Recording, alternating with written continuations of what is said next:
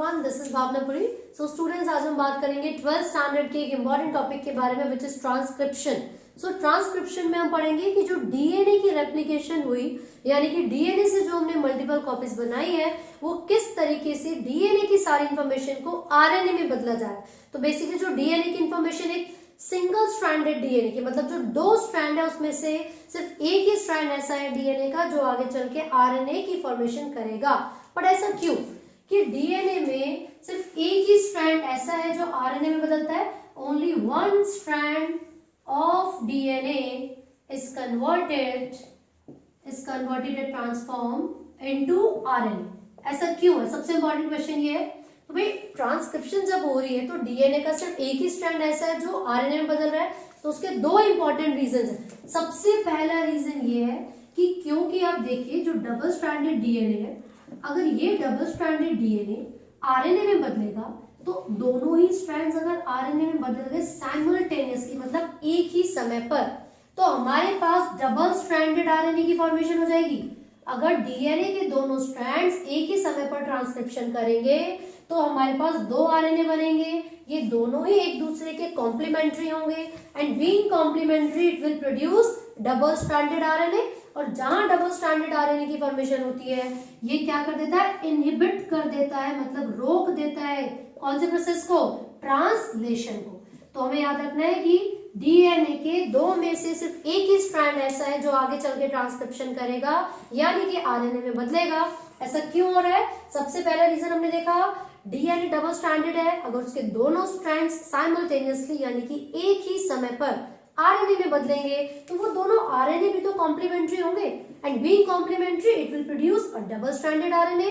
और जहां double stranded RNA होता है वहां पर प्रोटीन सिंथेसिस यानी कि ट्रांसलेशन नहीं हो पाती। तो ये सबसे पहला और इंपॉर्टेंट रीजन है। सेकंड क्या रीजन हो सकता है भाई, देखो अगर डीएनए के दोनों स्ट्रैंड्स आरएनए में बदल रहे हैं, मान लो अलग अलग समय पर बदले, तो ये एक मैसेंजर आरएनए होगा और ये दूसरा, तो ये दोनों मैसेंजर आरएनए ट्रांसक्रिप्शन करेंगे तो दो तरीके के प्रोटीन बनेंगे ना, P1 P2। तो ये तो हमारी जो ट्रांसफर मशीनरी है, जो जेनेटिक इंफॉर्मेशन को ट्रांसफर करने की मशीनरी है, उसको बहुत ही कॉम्प्लिकेटेड बना देगा। समझ रहे हो, मतलब अगर किसी हमें प्रोटीन की जरूरत थी 5 प्रोटीन्स जो कि नेक्स्ट जनरेशन में ट्रांसफर होने चाहिए, अब क्योंकि 10 प्रोटीन बनेंगे, भाई डीएनए के दोनों स्ट्रैंड्स ट्रांसक्रिप्शन करेंगे तो दोनों मैसेंजर आरएनए बना रहे हैं और दोनों ही प्रोटीन बनाएंगे, तो भैया जो ट्रांसफर मशीनरी है वो कितनी कॉम्प्लिकेटेड हो जाएगी, है ना। बस यही दो रीजंस है जिसकी वजह से डीएनए के दो में से सिर्फ एक ही स्ट्रैंड ट्रांसक्रिप्शन में जाएगा और मैसेंजर आरएनए की फॉर्मेशन करेगा। ठीक है, तो चलिए स्टार्ट करते हैं transcription. So what is transcription? Basically transcription का मतलब क्या है, जो भी डबल स्ट्रैंडेड डीएनए हमारे पास है, यानी कि जो दो स्ट्रैंड्स हमारे पास प्रेजेंट है डीएनए के, उनमें से एक स्ट्रैंड में जो इंफॉर्मेशन है, genetic information from one strand of DNA is converted into RNA. तो डीएनए के दोनों स्ट्रैंड में से एक स्ट्रैंड की जो जेनेटिक इंफॉर्मेशन है उसका आरएनए में बदलना, उस प्रोसेस को हम क्या बोलते हैं, ट्रांसक्रिप्शन। तो प्रोकैरियोट्स और यूकैरियोट्स में दोनों में कुछ ना कुछ डिफरेंस तो होगा ट्रांसक्रिप्शन के प्रोसेस में, राइट। तो उसको भी पढ़ेंगे। पहले मैं आपको ट्रांसक्रिप्शन यूनिट के बारे में बता दूं। ट्रांसक्रिप्शन यूनिट में 3 फीचर्स है। ट्रांसक्रिप्शन यूनिट में सबसे पहले प्रमोटर रीजन आएगा, देन स्ट्रक्चरल जीन्स, यहाँ पर स्ट्रक्चरल जीन्स प्रेजेंट है, देन टर्मिनेटर रीजन। तो अगर ये डबल स्ट्रैंडेड डीएनए है तो यहाँ पर क्या प्रेजेंट है, भाई ये सब न्यूक्लियोटाइड्स ही तो है, ठीक है। तो कुछ सीक्वेंस ऑफ न्यूक्लियोटाइड ऐसे होते हैं जिनको हम स्ट्रक्चरल जीन कहते हैं, वो आगे चल के कोड करेंगे और किसी न किसी आरएनए की फॉर्मेशन करेंगे, वो आरएनए ट्रांसलेशन करेगा और प्रोटीन की फॉर्मेशन करेगा, ठीक है। तो ये वो रीजन है जहां से जो ट्रांसक्रिप्शन का प्रोसेस है वो स्टार्ट होता है, तो उसको प्रमोटर रीजन हमने बोला। लेकिन वो रीजन जहां पर आके ये प्रोसेस टर्मिनेट करेगा, मतलब रुकेगा, वो कौन सा रीजन होगा, टर्मिनेटर। Simple as that. तो ये जो डबल स्ट्रैंडेड डीएनए हमारे पास है, इसमें कौन सा प्रमोटर रीजन है और कौन सा टर्मिनेटर रीजन है, वो कौन हमें बताएगा, वो कोडिंग स्ट्रैंड बताएगा। मैंने बोला था कि दोनों स्ट्रैंड्स में से एक ही स्ट्रैंड आगे चल के ट्रांसक्रिप्शन में पार्टिसिपेट करेगा और वो होता है टेम्पलेट स्ट्रैंड, ठीक है। और ये जो यहाँ पर दूसरा स्ट्रैंड है, कोडिंग स्ट्रैंड, वो तो पार्टिसिपेट नहीं कर रहा है, तो कुछ तो फंक्शन होगा उसका। क्या फंक्शन है, ये इसकी पोलैरिटी के हिसाब से हमें पता चलेगा कि प्रमोटर रीजन कहाँ है और टर्मिनेटर रीजन कहाँ है। तो कोडिंग स्ट्रैंड की पोलैरिटी मतलब जहां पर कोडिंग स्ट्रैंड का 5 प्राइम एंड है उसको अपस्ट्रीम एंड कहा जाता है, और जहां पर कोडिंग स्ट्रैंड का 3 प्राइम एंड है उसको डाउनस्ट्रीम एंड कहते हैं। सही है। तो कोडिंग स्ट्रैंड के अपस्ट्रीम यानी कि लेफ्ट साइड में 5 प्राइम एंड की तरफ प्रोमोटर रीजन होगा, और कोडिंग स्ट्रैंड के डाउनस्ट्रीम यानी कि 3 प्राइम एंड की तरफ हमेशा टर्मिनेटर रीजन होता है। तो ये जो रीजन यहाँ पर प्रेजेंट है ये हम कोडिंग स्ट्रैंड के रिस्पेक्ट में पता लगाते हैं। ठीक है। अब यहाँ पर आप देखोगे कि जो डबल स्ट्रैंडेड डीएनए उनमें से सिर्फ एक ही स्ट्रैंड ऐसा है जो आगे चल के ट्रांसक्रिप्शन में पार्टिसिपेट करेगा, और वो स्ट्रैंड कौन सा है? Template strand. पार्टिसिपेट करने के लिए जो टेम्पलेट स्ट्रैंड है वो इन्वॉल्व होगा, इसी के ऊपर डिपेंड करता है। ठीक है। जो सीक्वेंस है इसका वो क्या है? 3 से 5। तो जो ट्रांसक्रिप्शन का प्रोसेस चलेगा वो 5 प्राइम टू 3 प्राइम के डायरेक्शन में होगा, और उसके लिए जो एंजाइम रिस्पॉन्सिबल है वो है आरएनए पॉलीमरेज। लेकिन भाई इसको आरएनए पॉलीमरेज नहीं, डीएनए डिपेंडेंट आरएनए पॉलीमरेज कहते हैं। डीएनए डिपेंडेंट क्यों है? क्योंकि डीएनए के 2 स्ट्रैंड्स हैं, उसमें से एक ही स्ट्रैंड ट्रांसक्रिप्शन करेगा, तो वो कौन सा स्ट्रैंड है ये तो आरएनए पॉलीमरेज को पता लगाना पड़ेगा, उसके लिए वो डीएनए के ऊपर डिपेंड है। इसीलिए इस एंजाइम को कहते हैं डीएनए डिपेंडेंट आरएनए पॉलीमरेज। और ये एंजाइम भी सिर्फ 5 प्राइम से 3 प्राइम की डायरेक्शन में ही काम करेगा, और ये टेम्पलेट स्ट्रैंड को जो कि 3 से 5 की डायरेक्शन में है उसे कन्वर्ट कर देगा आरएनए की फॉर्म में फ्रॉम 5 प्राइम टू 3 प्राइम। ये क्लियर है? चलिए, अभी जो डीएनए की सीक्वेंसेस हमारे पास प्रेजेंट है, आपको पता होना चाहिए कि प्रोकैरियोट्स और यूकैरियोट्स में ये जो डीएनए के स्ट्रैंड्स हैं वो जब आरएनए की फॉर्मेशन करेंगे फिर प्रोटीन की फॉर्मेशन करेंगे तो वो कैसे होगी। तो मैं आपको बता दूं, मान लीजिए हमारे पास ये डीएनए का स्ट्रैंड है। ठीक है भाई। अगर डीएनए के स्ट्रैंड में ये कोई एक जीन प्रेजेंट है, ये कोई जीन प्रेजेंट है, ये जीन रिस्पॉन्सिबल है सिर्फ एक ही, ओनली वन प्रोटीन या पेप्टाइड की फॉर्मेशन के लिए। ठीक है ना। अगर कोई भी डीएनए का सीक्वेंस सिर्फ एक ही पेप्टाइड की फॉर्मेशन करेगा, सो दिस इज मोनोसिस्ट्रोनिक। मोनोसिस्ट्रोनिक। अब सिस्ट्रोनिक क्या है? भाई डीएनए और जीन में क्या डिफरेंस है? हम बोलते हैं कि जो डीएनए है और जो जीन है वो बेसिकली क्या है? दीज आर मोर और लेस सेम। तो जीन बस एक ऐसा सीक्वेंस होता है डीएनए का जो आगे चल के कोड करता है आरएनए के लिए। जीन कोई भी एक ऐसा सीक्वेंस होता है डीएनए का जो आगे चल के कोड करेगा आरएनए के लिए।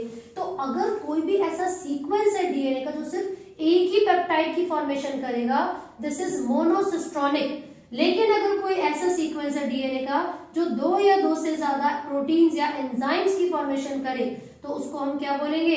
पॉलीसिस्ट्रोनिक। तो यहाँ पर ये डीएनए था, डीएनए के पास 3 स्ट्रक्चरल जीन्स थे। इन जीन्स ने पहले ट्रांसक्रिप्शन से आरएनए बनाया, फिर आरएनए से प्रोटीन बनाया। क्लियर है? तो यहाँ पर एक ही डीएनए का सीक्वेंस है, या मान लीजिए यहाँ पर ये पूरा एक जीन है। ठीक है, एक सीक्वेंस है। ये सीक्वेंस रिस्पॉन्सिबल है 3 तरीके के प्रोटीन या एंजाइम की फॉर्मेशन के लिए। तो अगर कोई भी सिस्टोन एक है ना, अगर कोई भी सिंगल डीएनए जो जीन है वो सिंगल प्रोटीन की फॉर्मेशन करेगा, मोनोसिस्ट्रोनिक। अगर कोई डीएनए का सीक्वेंस 2 या 2 से ज्यादा प्रोटीन की फॉर्मेशन करेगा वो पॉलीसिस्ट्रोनिक होता है। तो जो मोनोसिस्ट्रोनिक है this is found in eukaryotes. Eukaryotes. और जो पॉलीसिस्ट्रोनिक डीएनए होता है वो मिलता है प्रोकैरियोट्स में। पॉलीसिस्ट्रोनिक डीएनए किसमें मिलेगा? प्रोकैरियोट्स। प्रोकैरियोट्स का मतलब हो गया बैक्टीरिया। ठीक है भाई। अब हम आगे बढ़ेंगे कि ट्रांसक्रिप्शन कैसे होती है ना, और ट्रांसक्रिप्शन में कुछ इवेंट्स भी आप पढ़ोगे, उसको हम डिस्कस करेंगे। चलिए, सबसे पहले हम बात कर रहे हैं ट्रांसक्रिप्शन इन प्रोकैरियोट्स। प्रोकैरियोट्स का मतलब बैक्टीरिया का एग्जांपल आप ले सकते हो। Transcription in prokaryotes. ध्यान से देखिए, हमारे पास एक डबल स्ट्रैंडेड डीएनए, हमारे पास एक डबल स्ट्रैंडेड डीएनए। इस डबल स्ट्रैंडेड डीएनए में लेट्स से ये प्रोमोटर रीजन। ठीक है। तो ये जो स्ट्रैंड हमारे पास प्रेजेंट है, एक होगा 3 से कौन से डायरेक्शन में जाएगा? 5 प्राइम की डायरेक्शन में। एक होगा 5 से 3 प्राइम की डायरेक्शन में। ठीक है भाई। तो यहाँ पर ये सीक्वेंस क्या है? ये वाला सीक्वेंस प्रोमोटर रीजन। अब यहाँ पर जो स्ट्रैंड मैंने लिखे, मैंने ये 3 से 5 ले गई हूँ, तो यार 3 से 5 वाले तो टेम्पलेट होता है। अगर मैं इसको 3 से 5 स्ट्रैंड की को कंसिडर करूंगी तो ये this should be the promoter region, क्योंकि टेम्पलेट स्ट्रैंड के रिस्पेक्ट में देखूंगी। तो अगर मैं इसकी सीक्वेंस चेंज कर दूं तो उसको 5 से 3, तो हमारे पास 3 प्राइम से ये जा रहा है आपका 5 प्राइम, ये है 5 प्राइम। ठीक है, मैंने ऐसा क्यों किया? क्योंकि जो 3 प्राइम से 5 प्राइम वाला स्ट्रैंड होता है वो कौन सा स्ट्रैंड होगा? टेम्पलेट स्ट्रैंड होगा। वो कौन सा स्ट्रैंड है? Template strand. तो जो टेम्पलेट स्ट्रैंड है उसको हम आसानी से किस में कन्वर्ट कर सकते हैं? 5 प्राइम से 3 प्राइम। ठीक है भाई, क्योंकि ये 3 से 5 ऑलरेडी था, 3 प्राइम से 5 प्राइम पहले से था, तो जो नया स्ट्रैंड बनेगा वो 5 प्राइम से 3 प्राइम के डायरेक्शन में बनेगा। क्यों? क्योंकि जो न्यूक्लियोटाइड्स की एडिशन होती है वो हमेशा किधर होती है? वो 3 प्राइम एंड पर ही तो होती है। हमेशा न्यूक्लियोटाइड्स की एडिशन 3 प्राइम एंड पर ही होगी। वो कौन करवाएगा? आरएनए पॉलीमरेज, क्योंकि यहाँ पर आरएनए की फॉर्मेशन की बात कर रहे हैं। तो चलिए फटाफट से आगे बढ़ते हैं। तो आरएनए पॉलीमरेज जो एंजाइम है, आरएनए पॉलीमरेज, मान लीजिए ये आरएनए पॉलीमरेज एंजाइम है, तो सबसे पहले एक फैक्टर आता है जिसको हम कहते हैं सिग्मा फैक्टर। सबसे पहले एक फैक्टर आता है जिसको हम कहते हैं सिग्मा फैक्टर। इस सिग्मा फैक्टर का काम है आरएनए पॉलीमरेज एंजाइम को प्रोमोटर रीजन से बाइंड कराना। सिग्मा फैक्टर का फंक्शन है आरएनए पॉलीमरेज एंजाइम को प्रोमोटर रीजन से बाइंड करवाना। तो करवा दिया। सबसे पहला स्टेप हो गया बाइंडिंग एंड इनिशिएशन। तो नंबर 1 यहाँ पर हम लिख रहे हैं बाइंडिंग। तो बाइंडिंग किसने करवाई थी? सिग्मा फैक्टर ने। जैसे ही सिग्मा फैक्टर ने आरएनए पॉलीमरेज को प्रोमोटर रीजन तक पहुंचाया, अब आरएनए पॉलीमरेज क्या करेगा भाई? आरएनए पॉलीमरेज फॉर्मेशन करवाएगा। किसकी? आरएनए की। तो यहाँ पर इस तरीके से आरएनए की फॉर्मेशन का प्रोसेस शुरू हो गया। तो ये 5 प्राइम एंड है और ये 3 प्राइम। तो जो सीक्वेंस यहाँ पर प्रेजेंट होंगे इन्हीं का कॉम्प्लीमेंट्री आरएनए में आता है। ठीक है, तो डीएनए और आरएनए में मैं डिफरेंस ऑलरेडी प्रीवियस वीडियोस में आपको बता चुकी हूँ। डीएनए में थाइमीन प्रेजेंट होगा, आरएनए में यूरेसिल प्रेजेंट होगा। तो यहाँ पर ये जो डीएनए से आरएनए की फॉर्मेशन हो रही है, आप देख रहे हो 5 प्राइम से 3 प्राइम के डायरेक्शन में हो रही है। तो जो सेकंड स्टेप है उसको कहते हैं एक्सटेंशन। सेकंड स्टेप को इलोंगेशन कहते हैं। बेसिकली एक्सटेंशन और इलोंगेशन एक ही है। तो यहाँ पर जो इलोंगेशन हो रही है वो क्यों हो रही है? क्योंकि जो आरएनए पॉलीमरेज है वो न्यूक्लियोटाइड्स को ऐड करता जा रहा है। फ्री यहाँ पर एक बॉन्ड होता है OH, थर्ड वाले जो ग्रुप यहाँ पर पोजीशन है, तो उस पे क्या करते जाते हैं? बार बार एडिशन करवाते जाते हैं न्यूक्लियोटाइड्स की।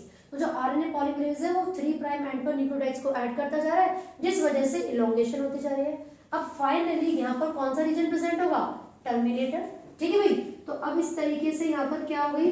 जैसे ही ये जो आरएनए पॉलीमरेज है टर्मिनेटर रीजन के कांटेक्ट में आएगा, तो वहां पर आके जो प्रोसेस होता है वो क्या कर जाता है? टर्मिनेट हो जाता है। लेकिन मैं आपको बता दूं, जैसे यहाँ पर ये सिग्मा फैक्टर प्रेजेंट था, यहाँ पर एक फैक्टर प्रेजेंट होगा रो फैक्टर। ये जो रो फैक्टर है ये टर्मिनेट करवा देता है प्रोसेस को। लेकिन अगर टर्मिनेटर रीजन से पहले भी कहीं ये रो फैक्टर इसके आरएनए पॉलीमरेज के कांटेक्ट में आ जाएगा तो प्रोसेस वहीं पर टर्मिनेट हो जाता है। तो हम कह सकते हैं ये इनिशिएटर फैक्टर था और ये टर्मिनेटर फैक्टर है। अगर टर्मिनेटर रीजन तक पहुंचने से पहले ही ये रो फैक्टर आरएनए पॉलीमरेज के कांटेक्ट में आ गया तो प्रोसेस वहीं पर टर्मिनेट हो जाएगा। This is rho dependent termination. लेकिन अगर रो फैक्टर के मतलब आया ही नहीं है और जो आरएनए पॉलीमरेज एंजाइम है वो टर्मिनेटर रीजन तक पहुंच गया तो उसमें रो का कोई भी रोल नहीं होगा, तो वो रो इंडिपेंडेंट टर्मिनेशन होगी। तो यहाँ पर हमारे पास एक पूरा आरएनए बन चुका है 5 प्राइम से 3 प्राइम की डायरेक्शन। क्लियर है? तो यहाँ पर आप पोलैरिटी जरूर मेंशन करेंगे। 5 से 3 था, ये 3 से 5, तो यहाँ पर हमने पोलैरिटी मेंशन कर दिया है। हमेशा जो आरएनए की फॉर्मेशन होती है 5 प्राइम से 3 प्राइम की डायरेक्शन में ही होगी। और क्योंकि हम प्रोकैरियोट्स में पढ़ रहे हैं, आपको पता होना चाहिए प्रोकैरियोट्स में वेल डिफाइंड न्यूक्लियस नहीं होता, तो ये प्रोसेस कहाँ चल रहा है? साइटोप्लाज्म में। कौन सा एंजाइम रिस्पॉन्सिबल है? RNA polymerase. यहाँ पर चाहे मैसेंजर आरएनए बने, टीआरएनए बने या आरआरएनए बने, हर तरीके के आरएनए के फॉर्मेशन के लिए सिंगल आरएनए पॉलीमरेज होता है, which is RNA polymerase only, ना 1 ना 2 ना 3। क्लियर है? तो पहला पॉइंट हमने पढ़ा इट अकर्स इन साइटोप्लाज्म। दूसरा point only 1 RNA polymerase is present.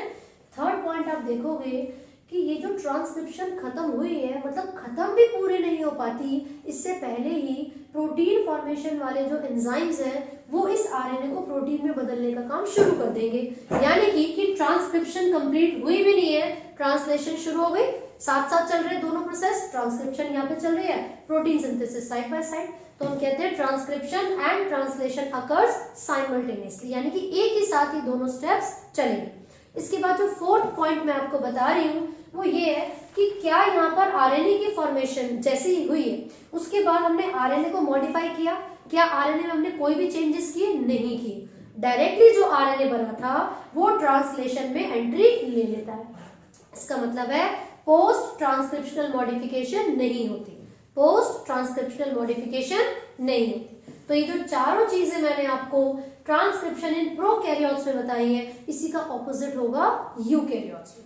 तो चलिए स्टार्ट करते हैं ट्रांसक्रिप्शन इन यूकैरियोट्स। तो यूकैरियोट्स में क्या होगा? यूकैरियोट्स। चलिए, तो प्रोकैरियोट्स में हमने देखा, अब हम यूकैरियोट्स के बारे में बात करेंगे। तो देखिए, यूकैरियोटिक सेल में वेल डिफाइंड न्यूक्लियस है। न्यूक्लियस की दो membrane, as I told you, double membrane bound organelle है। यहाँ पर एंडोप्लाज्मिक रेटिकुलम होगा। एंडोप्लाज्मिक रेटिकुलम में जिस सरफेस पर राइबोसोम प्रेजेंट होते हैं it is called rough endoplasmic reticulum, और जहां पर राइबोसोम नहीं है वो स्मूथ एंडोप्लाज्मिक रेटिकुलम। बेसिकली जो राइबोसोम्स है वो एक्चुअल में रिस्पॉन्सिबल है प्रोटीन सिंथेसिस के लिए, प्रोटीन सिंथेसिस के लिए, और जो यहाँ पर स्मूथ एंडोप्लाज्मिक रेटिकुलम है वो क्या काम करवाएगा? लिपिड सिंथेसिस, यानी कि लिपिड की फॉर्मेशन। ठीक है भाई, तो मैं आपको ये क्यों बता रही हूँ, क्योंकि प्रोकैरियोट्स में वेल डिफाइंड न्यूक्लियस नहीं था, तो जो ट्रांसक्रिप्शन का प्रोसेस है वो साइटोप्लाज्म के अंदर चल रहा था। लेकिन यूकैरियोट्स में डबल स्ट्रैंडेड डीएनए कहाँ है? न्यूक्लियस में। तो डीएनए आरएनए में जो बदलेगा वो कहाँ बदलेगा? न्यूक्लियस में बदलेगा।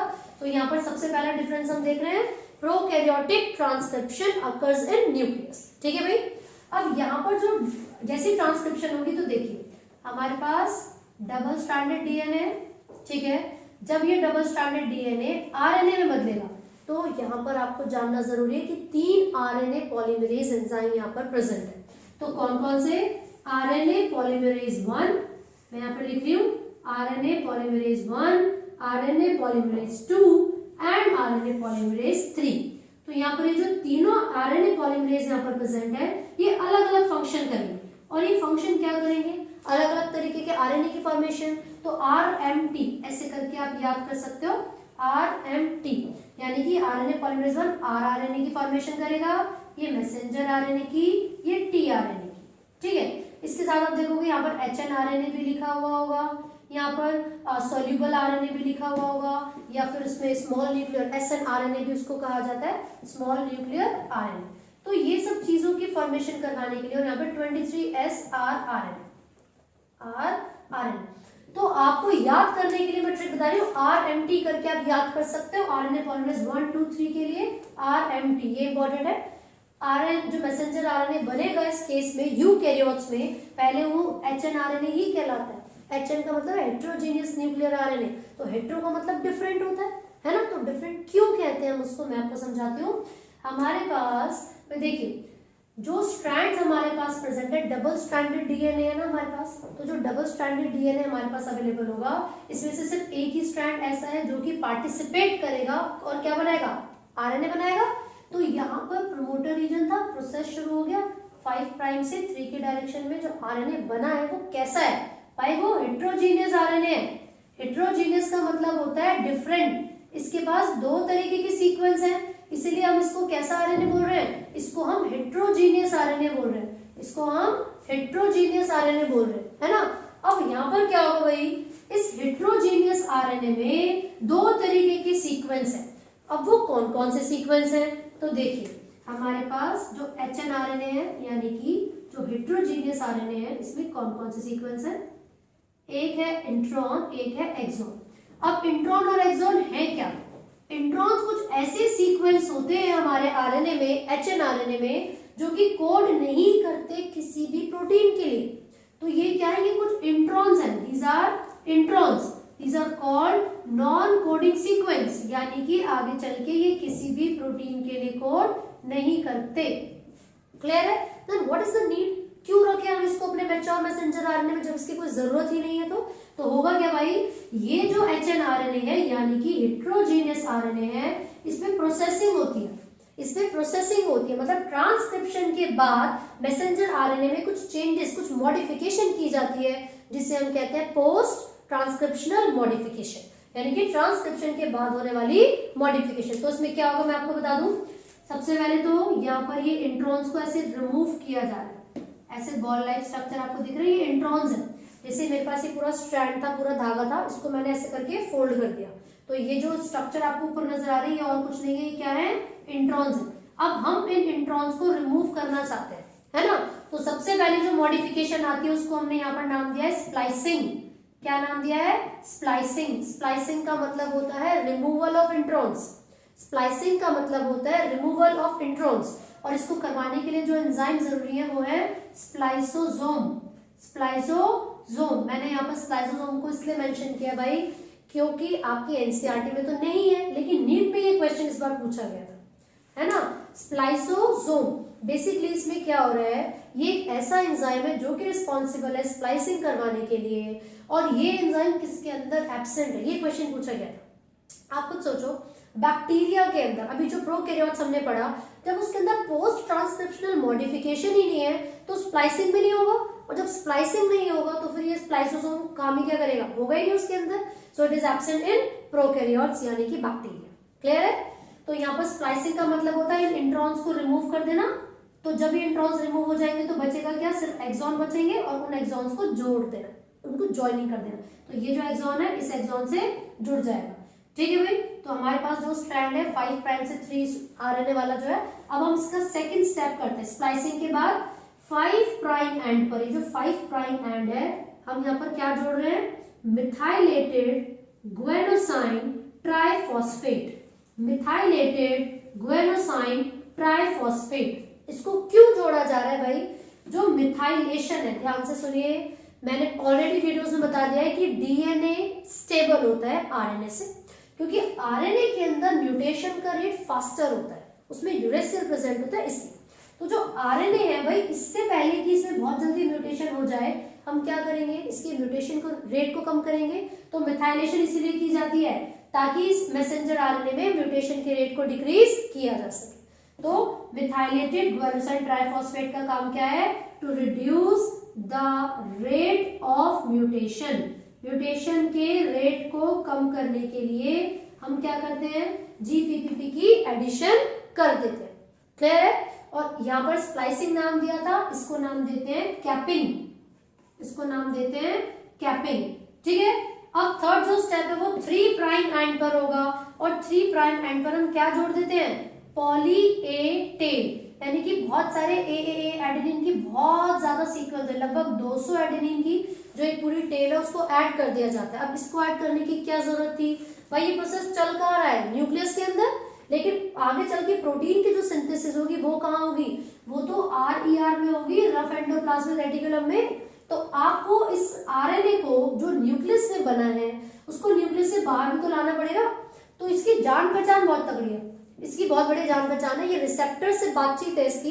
तो ये जो पॉली ए टेल यहाँ पर ऐड की जा रही है, यानी कि जो टेलिंग का प्रोसेस यहाँ पर किया जा रहा है वो इसलिए किया जाता है ताकि इस मैसेंजर आरएनए को, मैच्योर मैसेंजर आरएनए को न्यूक्लियस से ट्रांसपोर्ट किया जा सके, है ना, यानी कि it could be transported outside the nucleus. तो हम यहाँ पे लिख रहे हैं टू ट्रांसपोर्ट